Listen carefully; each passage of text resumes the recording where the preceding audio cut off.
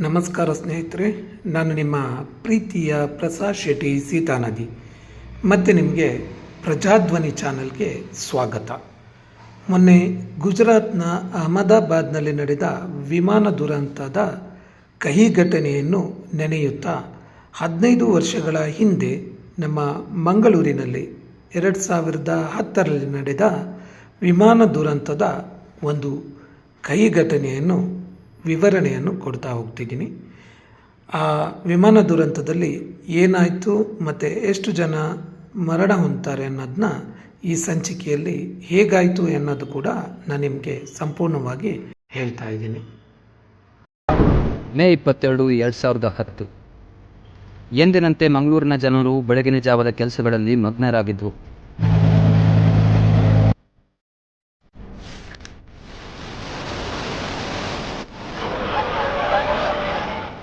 ಸಮಯ ಸರಿಯಾಗಿ 6:05.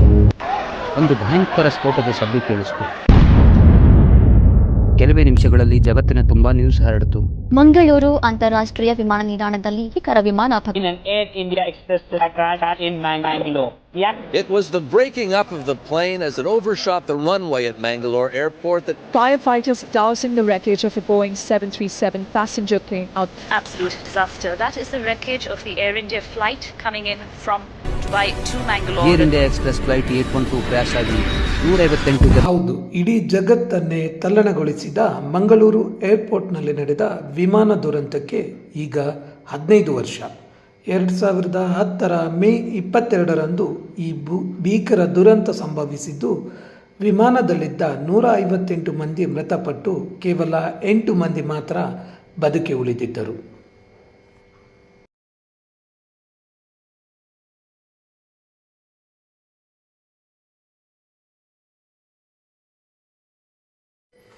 ಅಂದು ಏನಾಗಿತ್ತು?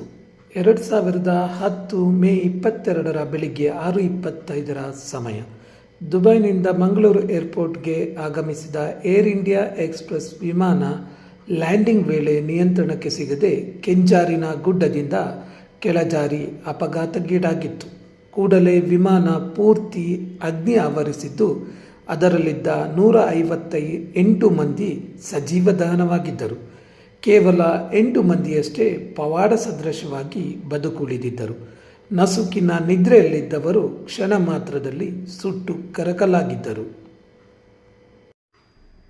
ಈ ವಿಮಾನ ದುರಂತದ ಒಂದು ಪ್ರಮುಖ ಕಾರಣ ಏನಪ್ಪ ಅಂತಂದರೆ ರನ್ವೇ ಸಮಸ್ಯೆ. ಮಂಗಳೂರಿನ ವಿಮಾನ ನಿಲ್ದಾಣದ ರನ್ವೇ ಟೇಬಲ್ ಟಾಪ್ ರನ್ವೇ ಆಗಿದೆ. ಕೇರಳದಲ್ಲಿ ಕೂಡ ಇದೇ ಥರದ ಒಂದು ಟೇಬಲ್ ಟಾಪ್ ರನ್ವೇ ಇದೆ. ಇದು ಎತ್ತರದ ಗುಡ್ಡಗಾಡು ಪ್ರದೇಶದಲ್ಲಿ ಒಂದು ಟೇಬಲ್ ಟಾಪ್ ಪ್ರಕಾರವಾಗಿರುತ್ತೆ. ಇದರಿಂದ ಸ್ಲೈಡಿಂಗ್ ಪ್ರಾಬ್ಲಮ್ ಆಗುತ್ತೆ. ವಿಮಾನ ಲ್ಯಾಂಡಿಂಗ್ ಸರಿಯಾಗಿ ಆಗಲ್ಲ ಎನ್ನುವುದು ಕೂಡ ಒಂದು ಪ್ರಮುಖ ಕಾರಣ ಆಗುತ್ತೆ.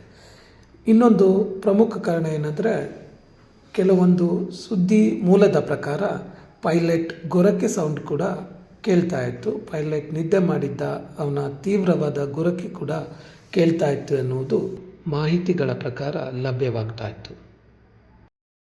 Air India express flight number 812 ಇದೊಂದು ರೂಟೀನ್ ಫ್ಲೈಟ್ ಆಗಿತ್ತು. ಎಂದಿನಂತೆ ಮಂಗಳೂರಿಂದ ದುಬೈಗೆ, ದುಬೈಯಿಂದ ವಾಪಸ್ ಮಂಗಳೂರಿಗೆ ಬರುವಂಥ ಫ್ಲೈಟ್. ಬೋಯಿಂಗ್ 737-8Hgನ ಏರ್ಕ್ರಾಫ್ಟ್ ಆಪರೇಟಿಂಗ್ ಫ್ಲೈಟ್ ನಂಬರ್ 812 ಇದಾಗಿತ್ತು. 186 ಜನ ಪ್ರಯಾಣಿಕರು ಹಾಗೂ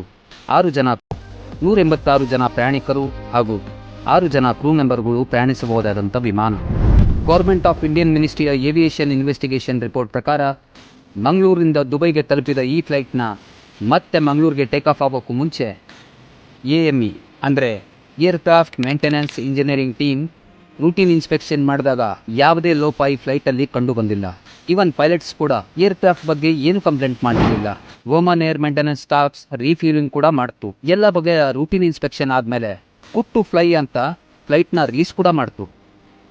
ಕಾಕ್ಪಿಟಲ್ಲಿ ಎಡಗಡೆ ಕೂತಿರೋದು ಕ್ಯಾಪ್ಟನ್ ಜ್ಲಾಟ್ಕೋ ಬ್ಲೂಸಿಕಾ, ಸರ್ಬಿಯಾ ದೇಶದವರು. ಒಟ್ಟು ಅನುಭವ 10,215 ಫ್ಲೈಯಿಂಗ್ ಅವರ್ಸ್. ಬಲಗಡೆ ಕೂತಿರೋದು ಫಸ್ಟ್ ಪೈಲಟ್ ಅರ್ಬಿಂದರ್ ಸಿಂಗ್ ಅಲುವಾಲಿಯಾ, ಭಾರತದವರು. ವಯಸ್ಸು 40. ಒಟ್ಟು ಅನುಭವ 3,620 flying hours.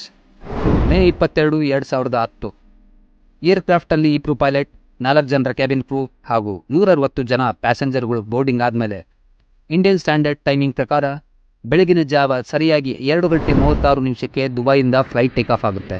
Flight take off ಆಗಿ ಮೊದಲ 1 ಗಂಟೆ 40 ನಿಮಿಷದವರೆಗೂ ಕ್ಯಾಪ್ಟನ್ ಹಾಗೂ ಫಸ್ಟ್ ಪೈಲಟ್ ನಡುವೆ ಯಾವುದೇ ರೀತಿಯಾದಂಥ ಸಂಭಾಷಣೆ ನಡೆದಿರುವುದಿಲ್ಲ. ಬಟ್ ಕ್ಯಾಬಿನ್ ಕ್ರೂ ಹಾಗೂ ಫಸ್ಟ್ ಪೈಲಟ್ ನಡುವೆ ಸಂಭಾಷಣೆ CVRಲ್ಲಿ ರೆಕಾರ್ಡ್ ಆಗಿರುತ್ತೆ. ಜೊತೆಗೆ ಕ್ಯಾಪ್ಟನ್ ಜ್ಲಾಟ್ಕೋ ಗ್ಲುಸಿಕಾರ್ ಅವರ ಜೋರಾದ ಉಸಿರಾಟ ಹಾಗೂ ಸಣ್ಣಗೆ ಕೊರತೆ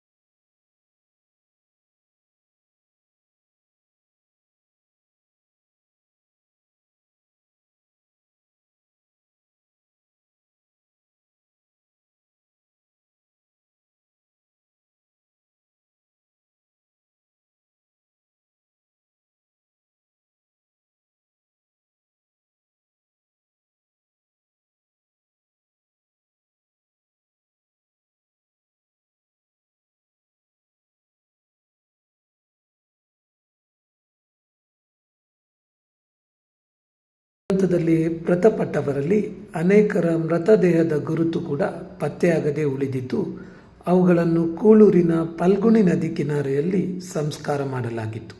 ಅದೇ ಜಾಗದಲ್ಲಿ ಸಂತ್ರಸ್ತರ ನೆನಪಿನ ಪಾರ್ಕ್ ಒಂದನ್ನು ನಿರ್ಮಿಸಲಾಗಿದೆ.